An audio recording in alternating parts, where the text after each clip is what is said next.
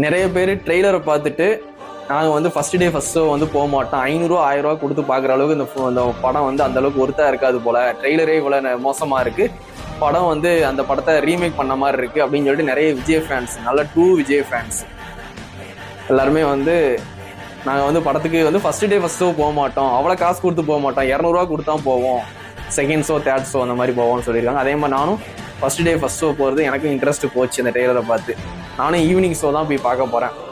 காலையில் 9 மணி ஷோ வந்து அடித்து பிடிச்சி போய் விஜயனை படத்தை நான் ஃபர்ஸ்ட் டைமாக பார்த்துட்டேன், ஃபர்ஸ்ட் ஆளாக பார்த்துட்டேன் அப்படின்னு நான் ஸ்டேட்டஸ் போட மாட்டேன். நான் சாயங்காலம் போய் தான் பார்க்க போகிறேன். ஏன்னா அந்த ட்ரெய்லர் பார்க்கும்போது எனக்கு வந்து படம் எப்படி இருக்குன்னு ஓரளவுக்கு வந்து கெஸ் பண்ணிட்டேன், எப்படி தான் இருக்கும் அப்படின்ட்டு. அதனால நான் ஈவினிங் போய் படத்தை பார்த்துக்கிறேன். அந்த மாதிரி டிக்கெட் வந்து இந்த டைம் வந்து நம்ம தளபதி மொபைல்ஸுக்கு வந்து கேட்டிருந்தேன், அந்த மாதிரி டிக்கெட் வந்து கொடுங்க பசங்களாம் கேட்குறாங்கன்ட்டு. அவங்க கொடுத்தாங்கன்னா நான் வந்து உங்களுக்கு வந்து நான் சொல்கிறேன், ஸ்டேட்டஸ் போடுறேன், கண்டிப்பாக என்னை கான்டாக்ட் பண்ணி டிக்கெட் வாங்கிக்கோங்க. டிக்கெட்டோட ரேட் என்ன ரேட்டுன்னு தெரில, ரேட் தெரியாமல் நான் வந்து டிக்கெட் ரேட் இவ்வளோன்னு சொன்னால் அதுக்கப்புறம் நான் தான் வந்து அதிகமாக காசு கொடுத்து விற்கிற மாதிரி ஆயிரும், எனக்கு ஒரு பேட் நேம் கிரியேட் ஆயிரும். அதனால் வந்து அவங்க டிக்கெட்லாம் வந்து யாருக்கு கொடுப்பேன்னு சொல்லி கொடுத்துருவாங்க. டிக்கெட் வந்து வந்ததுக்கப்புறம் இந்த ரேட்டுக்கு வந்து டிக்கெட் விற்கிறாங்கன்னு கன்ஃபார்ம் பண்ணதுக்கப்புறம் நான் வந்து வீடியோலாம் சொல்கிறேன் இந்த ரேட்டுன்ட்டு. யார் டிக்கெட் கொடுக்குறாங்களோ அவங்க ஃபோன் நம்பரை நான் கொடுத்துட்றேன், அவங்ககிட்ட போய் வாங்கிக்குவாங்க. டிக்கெட்டை வந்து நம்ம வந்து சேல்ஸ் பண்ணல. இந்த மொபைல் கடையில் வந்து ஃபோன் வாங்கினா ஜனநாயகம் பண்ண டிக்கெட் ஃப்ரீ இந்த மாதிரி ஆஃபர்லாம் நான் போடவே இல்லை, சரிங்களா?